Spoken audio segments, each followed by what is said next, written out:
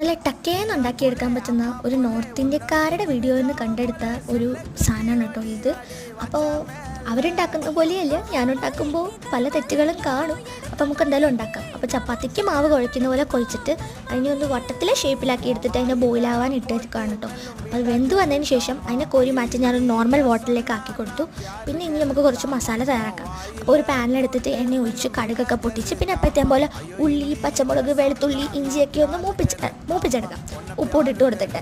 അപ്പോൾ അത് മൂത്ത് വന്നതിന് ശേഷം നമ്മൾ കുറച്ച് എന്താ പറയുക മുളക് പൊടി, മഞ്ഞൾപ്പൊടി, കൊറിയാൻഡർ പൗഡർ, പെപ്പറൊക്കെ ഇട്ടൊന്ന് മിക്സ് ആക്കിയിട്ട് നമ്മൾ വേവിച്ച് വെച്ചേക്കുന്ന സാധനം കൂടി ഇട്ട് കൊടുക്കുക.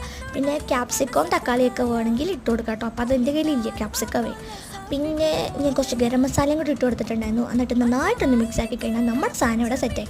വൈകുന്നേരം സ്നാക്സ് ആയിട്ട് കഴിക്കാമല്ലോ ചായയുടെ ഒക്കെ കൂടെ. അപ്പം ഞാൻ ടക്കുന്ന് പോയിട്ടൊരു കട്ടനോട് ഇട്ടിട്ട് വന്നു. അപ്പം ഞാൻ കഴിക്കട്ടെ. അപ്പം ഇത്രയേ ഉള്ളൂ. ബൈ.